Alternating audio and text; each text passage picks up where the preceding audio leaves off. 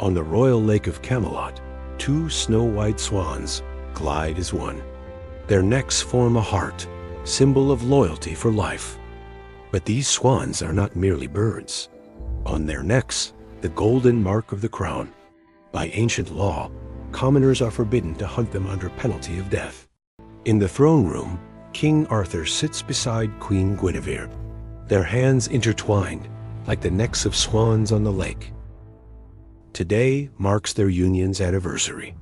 Only the king can permit taking a swan from the royal lake. Arthur extends the scroll to his head cook. In the castle kitchens, a special atmosphere prevails. The cook carefully arranges the swan's snow-white plumage, each feather a treasure. The bird is stuffed with herbs, chestnuts, apples, rubbed with butter, saffron, and honey. For hours, the spit turns over sacred flames. While the swan roasts, the cook creates the royal white sauce. Cream, white wine, almonds, the color of pure snow. And then, an ancient ceremony. The roasted swan is reclothed in its own feathers, as if the bird rises again, a golden crown placed on its head. 6 servants in snow-white tunics carry the silver platter through stone corridors. The swan in full majesty, surrounded by white lily. This is not food. This is sacred rite. The great hall of Camelot falls silent. The doors swing open. All behold the snow-white swan in a crown. The platter is placed before the king and queen. Arthur rises. The swan mates for life. As this bird is faithful until death, so Queen Guinevere and I are bound by ties that neither time nor trial can sever. Guinevere looks at her king. In her eyes, love that has endured through years and battles. For loyalty, for love, for Camelot. For Camelot! The swan is carved. Beneath snow-white feathers, golden meat, the king and queen taste the dish together. Their eyes meet.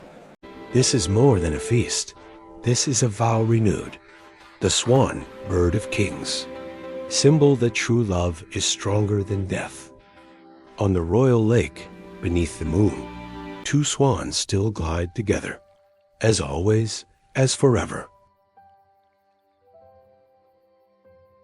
A warm May night.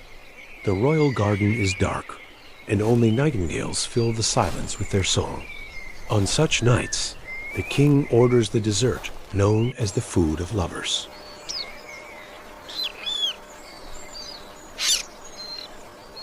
Bird catchers in black cloaks set thin silk nets, almost invisible in the moonlight.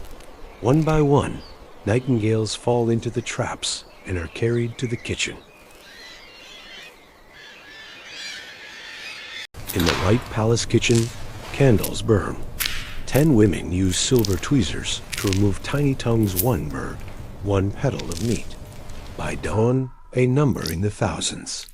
The tongues are dipped in boiling rose vinegar, then cooled in ice water. They turn clear like tiny crystal petals. The royal confectioner cooks thick almond milk, adding rice flour, sugar, cream, and drops of rosewater. This becomes the base of the dessert. For hours, he stirs the cream, folding the tiny tongues into it. The mixture turns soft pink, glowing as if lit from within. The cream is poured into a silver heart-shaped bowl. The surface is decorated with rose petals and sheets of edible silver, like moonlight frozen on the dessert. Deep at night, the dessert is brought into the hall. Under hundreds of candles, it gleams in pink and silver, like the moon resting in a bowl.